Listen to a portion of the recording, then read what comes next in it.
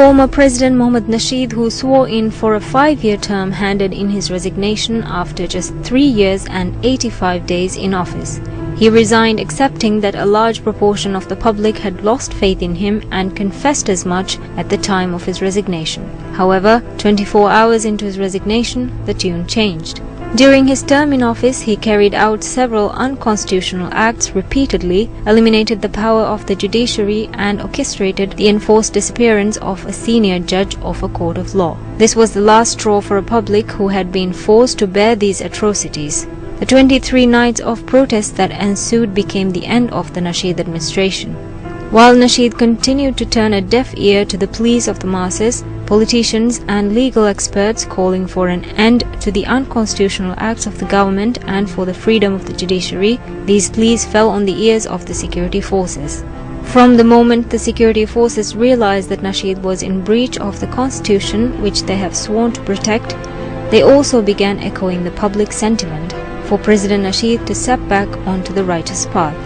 Although President Nasheed once said that he resigned at gunpoint, any sane person can now prove that this was not the case. Today we have found proof that Nasheed decided to resign in front of the security forces while in good health and while in a sane frame of mind.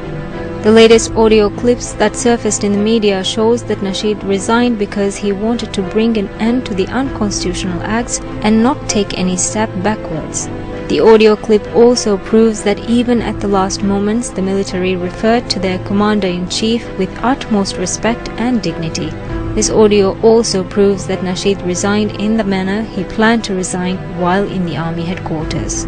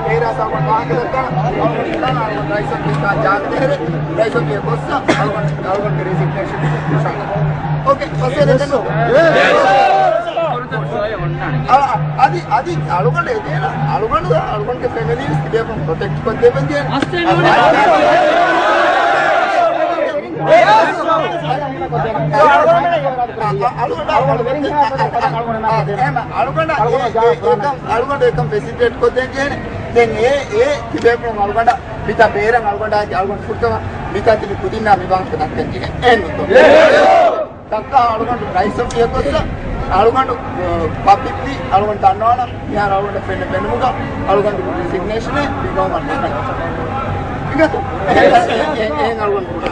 then Tigarum Pallo, get a Purihanka Pallo, investment Hamanaka, one, then on a car and a pipe because him knew taken a year ago. That one, the responsible branch and Tibet by Tibet come a Tibet by. Alone to have sincerity, Tibet sincere one, I will make up the Quran. I want to go to the Hamar, but this Tibet Viraja institution in me. Emma, then if this time, I don't think I have water to go see us and go to Katamana. If I'm a question, I think Tibet, I don't have this, they went in, I don't want to have a cent.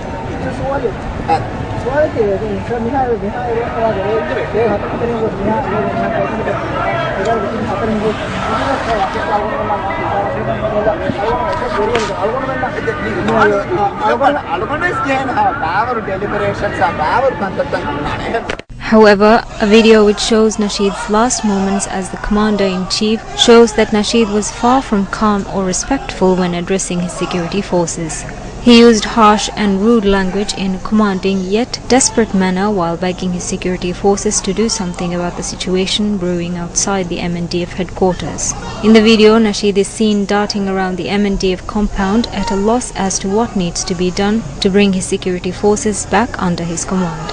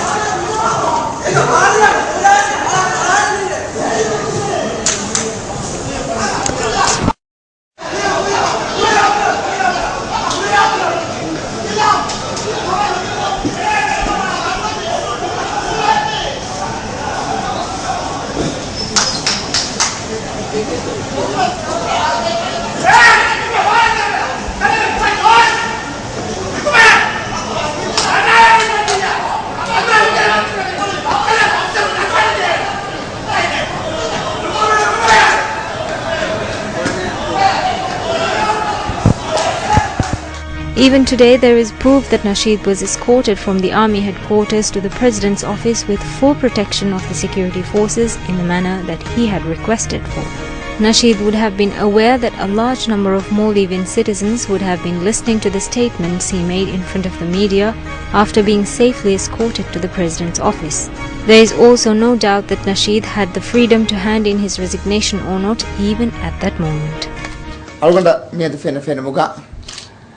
Algondu itura rajyege rais kamuga pureje nama rajyege rayatunasha adi rajya eta ginaguna gelluntake vidana kama aluganda fenna tiwe algondu mirajyege raisu jumhuriya kamu niyadum fechige istifa di.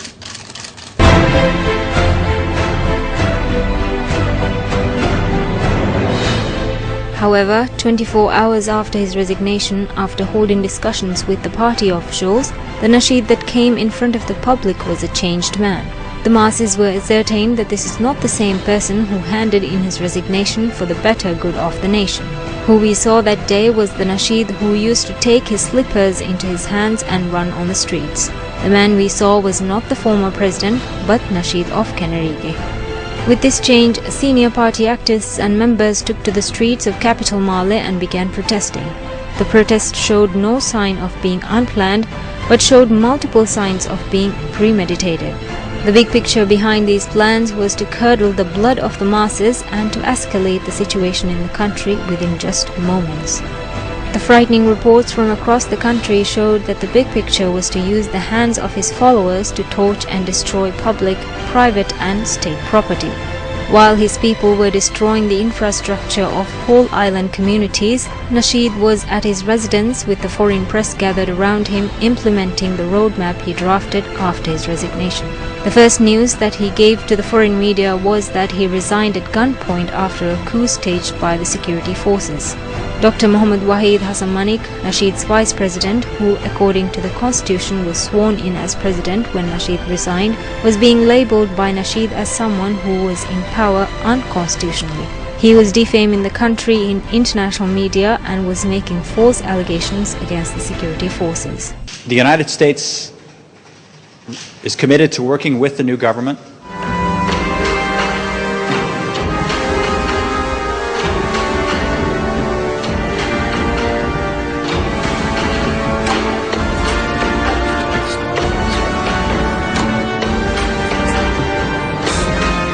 Speaking with BBC's Hard Talk, former President Nasheed maintained that he was forced to resign. However, even the host of the show thought that what Nasheed now calls a coup d'etat is oddly different from a regular coup d'etat.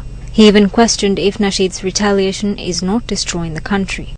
Nasheed, you are playing a dangerous game. We have seen protests turn to violence in the last few days, not just in Mali, but in your stronghold in Adu as well. Your people, your party supporters stand accused of burning down more than a dozen police stations. If you do not do what the Americans, for example, ask and cooperate with the new President Wahid, you could turn this country into chaos. Nasheed is now lying even about the true reason behind his downfall, the arrest of Criminal Court Chief Judge Abdullah Mohammed. His tune has now changed. His statements on the matter are false. His statements are unconvincing, absurd and untrue.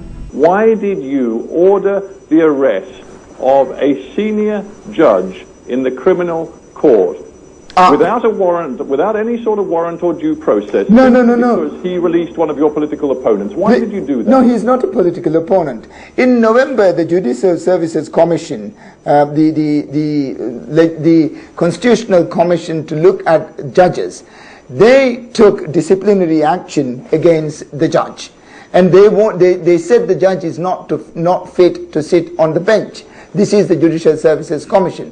November went, nothing happened. He was still sitting as a judge. December went, nothing happened. He was still sitting as a judge. And then January went and nothing happened. So I had to act in the interest of, because the judiciary and the justice system, people were losing confidence in the judiciary and the justice system. Here was a judge where the Judicial Services Commission had said who is not fit to be a judge and who shouldn't sit on the bench, who was still sitting there and dishing out judgments. I had to act as the head of state. I had to defend the constitution. I had to create confidence in the judiciary. And I will do it again. Here is an audio of an interview given by a family member of Judge Abdullah. We were unable to show the video due to the threats the family has been receiving.